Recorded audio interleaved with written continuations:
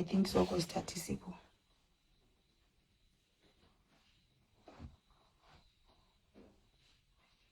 Naita natso. Kwa waiudzirei kisimo kuti une nhumbi yangende.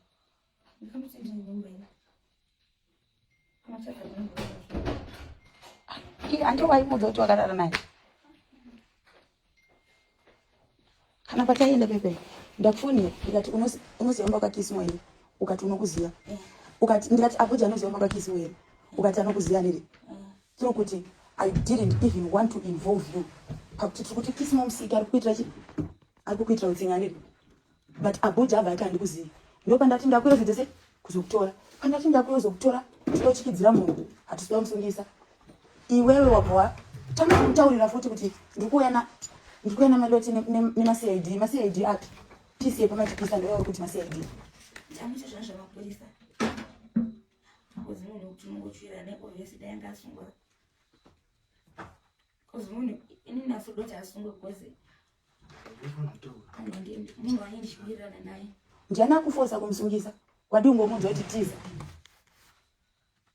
kana ngosida kumsungisa tanati zvakafanana netwa nyangenge kuti iye munhu kuti wawirirana naye hapana kuti kuti akite community service ingadai asungwa engomama poza nombo yese mira tanati mira ngende sanda kangama ndakubvunza something anditi ndakufonera ndikati tinoenda kana kisimo anditi the reason why tati kisimo wada usungiswa tataurira izvozvo kuti akutokurwisa because akutokurengesa tichi nevana chitaura zvekunyeba anditi tikati atotanga kutokurerutsa kuti hey hauna mari yerendi hauna chii saka kisimo ari kukurwisa asiri zvere wadi kungomti kana iwewe kana ungada kutamba kwese wadi kungomti tiza ende inini mira patakusiya muraini wewe handibva wapinda mbemana kisimo wabva wanditi kisimo havo ndizvo as alright paku isusu pataona kuti bva wati kisimo aona vanhu mamunye kwa JB anditi ndo pandabva ndati are you safe ukati ndakutotya ndo pandakuti buda chi imomo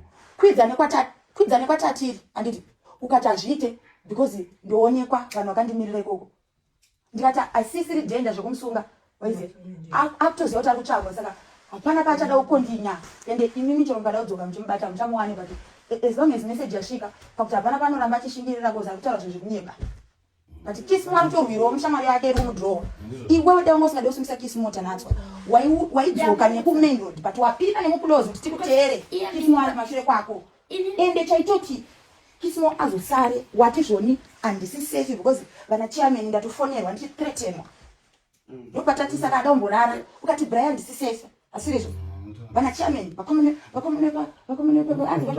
vapakawashi kwachitaura chokwadi kumutikiza abatofila trade iye kisimo because angati zvozvo ndamuti ndatomudza wanditiza haunombomutitiza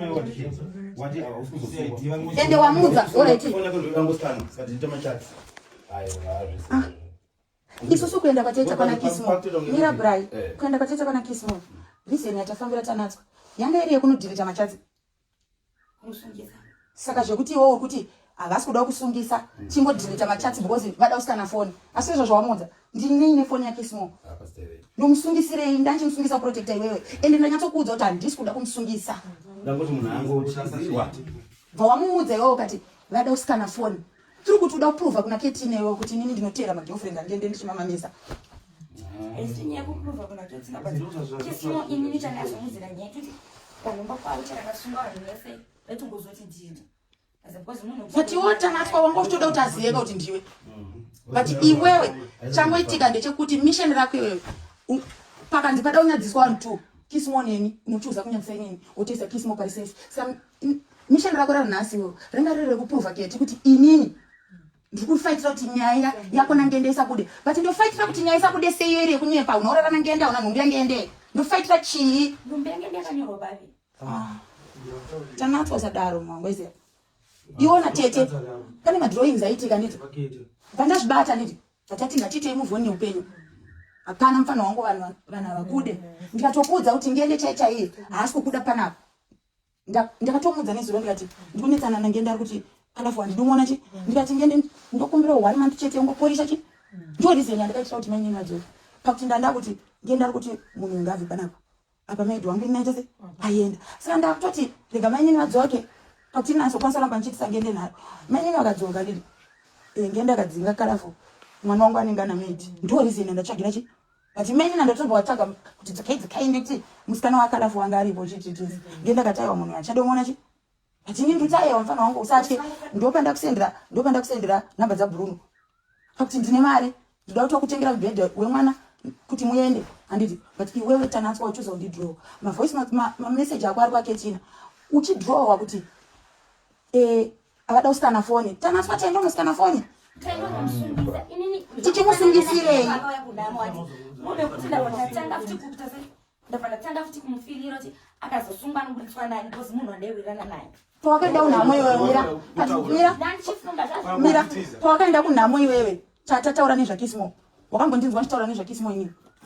Kana kuti zvasisa zvatomboitika. Wakantongo kunhamo iwewe. Kismo ari kukwana papi? Uchienda kunhamo kwayo bedroom kalafu uchimhanya ukatinda kumhanya kupi? Zvedu wangu ashaya. Ndikataiwa boy aistinja mfano wangu. Wapondisendera message uchi nditumire mari. Pandakudza kuti ndatiza ngende kwa Oskid. Inini andina mari ngende ndokutumira mangwana kana ngende adzoka. Ngende vadzoka studio zveshuwa vosende message mangwana. Ndikati wadi wabvati baba mia vari kuuya uzoba mwana. Vandatokuti aiwa ukatindetesa nawo kunhamo vari kuuya uzoba mwana. Ndikati don't worry mfano wangu toipeta toamamisa havana basa nditi. Chidzoka pajeni vandakusendera $15. Vakadzoka. Atakuti takukondinya neupenyu riri. Vakanobuda chi nyaya kwa Kismo kaketina. Inini pandatry kuda kuinvestigate wati munhu ari kuburitsa nyaya idzi. Ndi Kismo ende inini handisisiri safe ari kuburitsa zvinhu zvekunyeba. Totasera Kismo adambosungwa. Ationa ka Kismo gomisa aiwa timsungise tongomuchikidzira. Tasvika boko wa manipulate situation yo kusvika Kismo asungwa. Uchizvita usi safe uchinyeba. Hati mutengene na chairman. Vatondifonera na chairman vatondifonera tindi. Ndaboti mate ausuro kurai kuti mote ona mote machame. Tatadza kudziona seiko zviro zvambotaura. Kismo. Ichi nditi wo wasosungisa Kismo munhu Alright. Chawabudirana na Kismo wacho chi. Chawabudirana Kismo wacho chi. Inanda ukudzwa kuti kwidza nekurodi 10. Ukati akuite kunaniko. Iwo Kismo angagara achiziva kuti tiri kuuya. Ndiwo wamusungisa because ndatikudza kuti hausi safe sema mazvandei mfana wangu. Uya kuroad unogona kutopinda chero mukombi. Tokutorera pamberi uya uri papi ndikati tikuba ukonewo chingouya parodi but iwo wachuza kupinda muclose. Tiri kuti uda kuti tibate Kismo. Kismo anga asiri kutiza nekutanga nzanzi. Malota da usikana phone. Kismo atiza paona cheni. Ifono ukati handisi safe yenda fonerwa pane na 2310 ndikati asaka Kismo musiki wese nezvataurwa nemapurisa ndakutosungisa zvemashoma ngo muzotienda chete Kismo ichazototitewo mashure inye kuti anga kutofeel of betrayed kuti ndamuti zvozvo ichakudesosola kusula pamwe nini zvokutaura kana fasumeka sense because decision yekusungisa Kismo yauya nekuti Kismo tiri kuti angurwisa iwewe ari kuda kutanisha image yako achinyepera vanhu kuti wo varara nangende une nhumbi yangende zviri zvinhu zvisina kuitika akakuvenga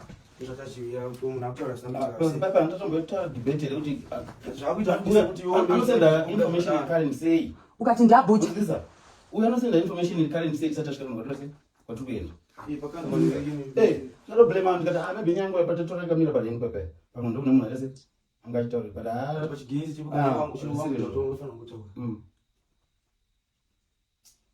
zvofana Antanas pandaitaura newe nezvababa amia kwezi ndikatokuti ndipe namba dzababa amia ndinatotaure nawo havatadzawo kubatsira chi kozi ngendachi uenda nditi but hapana inini ndoti mubhedha kuna Bruno chichiba tanga watora mapictures ndikandi advert ndikakanda advert panditumira namba dzababa amia kwezi pandati ndaunongo kuita zvekudanana nawo usadana nechi nawo but iye abva delete panda ndichitompa advert iyoyo kuti zvitonge ndiri kumuti usadana nadhiwo because inzwa pasame sentence abhanditi Facebook TikTok yangu yabhama but ndakaivhura nenamba dzadhimu ndipo namba dzadhimu inzwa ndipe namba dzadhimu pandampa namba dzadhimu handiti ndampa namba dzadhimu pandadzokera pamusoro kabva ndano reply chat kuti usababa amia chichichi usaite zvekudanana nawo havazokupe mari chichiwa izi voa delete voitonge ndiri kuti usadanane nadhimu ndikataiwa ndikutaura chi baba amia akataiwa abo don't worry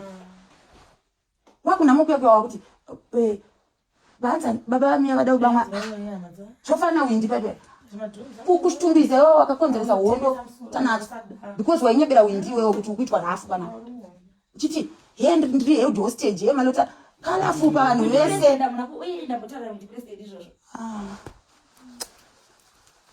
But sorry guys, sorry, local 1 minute. Sorry guys, this is a first time meeting. Chitaranya hizi. Unaona Maloti. Ini tishuko nayo on social media. Iwe na Indica nje. Kukutanzi wakaroa na Maloti na Indica. Mema kwangu alipi? Mema kwangu alipi?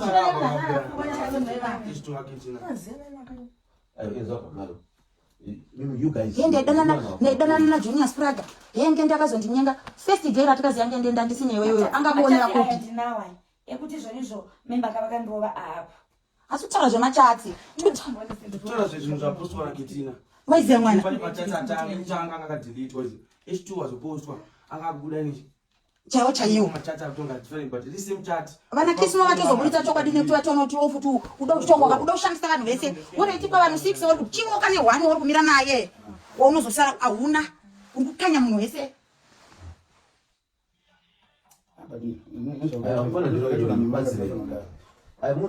Ndikakuudza kuti tanatswa even chero ukanzwa wakararana ngendewe I will never betray a sister over a man. Kunzwere. Kwanza I will never do that and unozviziva. Ndesagara na Shamire yaidana na Winza. Do you know kuti kudana na Shamire na Winza ndetokuziva but inini Shamari, let me tell you something about me. You can never be a threat to me because I know who I am. And I know my position in life maulengende. I'm not his wife. And inini kalafu andizo square ndichiraramira kuti ndichatorerwa murumela.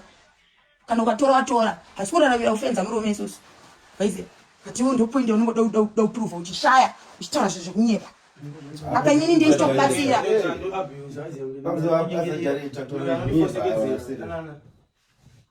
Zvononga nyazozema ungenda munhu usungoti ndichama chatsi. Tifone kwazo scam. Ngisa. Manje ngapani cover up udaitwa na mimi. It's all about the phone. Nyaya ndeyekuti isusu tata ndo no protect iwe uchiti ye kisimo ari kutaura zvekunyeba. Tikati izvo shwa kisimo akakuvenga da kuendesa neti. Wakuudza kuti kisimo wacho yekuti vari kuya nema CID kuzositana phone. Pisi yakama tipisa ndo CID. Ndichisikana phone ya kisimo ndichitsvagei ndichiziya chokwadi chese. Ndichitsvagei. Takadarika. Basta ipi. Basta ipi. Kwese patuntu necessary kuti chokwadi ngosomboshibese pabucho dotoro tandikwanise but kuti andikwanise esi aikwanisa ngomuchitiza inini shanda kana tomudza tanatwa ndati siyana nazvo mhanya kana utokwanisa mhanya ukwira chero koni ukatazviti kuti ndiwe kumain road nekuti waona kuti nini ndakuti zvakatoita izvozvi zvaisichi munhu atozoita kutsvaga kisimo ndinova haana zvaanofaka kuita muzaya akatoti don't worry ndokwanisa kubatsira kuita protection order ndikatomudza kuti ndine loyara ndikatobhadhara mari zvinotokuda usatye kisimo hana basa wakuti aiwa mira ndapenda neuku nekuti ndiwangoda kusungisa kakisimo wacho. Do you know how bad I feel kuti ndasungisa munhu? Mwana mai haisi first time yedu kusungisa munhu here. Kuyadanisa vanhu musoro. Sadaro shamari. Kukundita kuti ndibetray ma ethics and morals angu yo. Brian sana ngosungisa munhu. Takamamfomba isusu kunzvere. Takamamfomba chitumbiza. Wakambona ndichivhura police report. But for mumwe munhu. For mumwe msikana. Simba iro rototorita. Hatina kudara tichitera kisimo. Moyo wese. Taenda kwa moyo wese takuona kala ngati protect chi movement. Atizoziva. Unzisa. Chinozongorwadza vangu kuziya level ye betrayal. Unzisa. Zvafanya musoka waya katadiwa mwana kakauya gulu hapo kashida umro.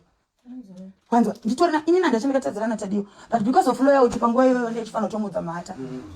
Because ndona morals edisusu we value loyalty ndikatoti iye Vuregi maisama urano dereva ya ndikatokuza kuti kalafu chitosimba unowadzinga iwewe zvekuti tadiwa uya yaka anogona kunga katozvimba kuti kwa ndakatadzire but ndikuti mfana wangu andifana kuzokunyadzisa pavanhu chero uri wrong ndomira newe ende inini ndinotoziva kuti unenge uchidraw nyadza tadiwa dzedze wakambotamba naye zvese zvaunenge uchizvinyeba because une ghost account raunoposta gaya mwana ane ghost account rakanzi Mari Ungende Family anotora picture rake nera tadiwa overgrid obati tadiwa uro colorful but inini mwana ndakati security yangu imhanyise tadiwa ndichitoziya chokwadi ngoti chi tiri kuti vanhu vese mwana vanenge vakamuvenga ndechitira kungota pangwa ize mwana ungofilawo kuti chi ndine munhu anoita se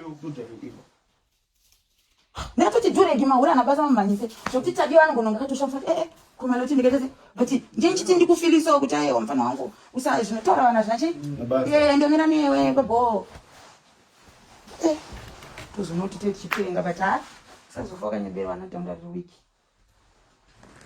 Zvinozongo kukosta. Mfana ndio wangu.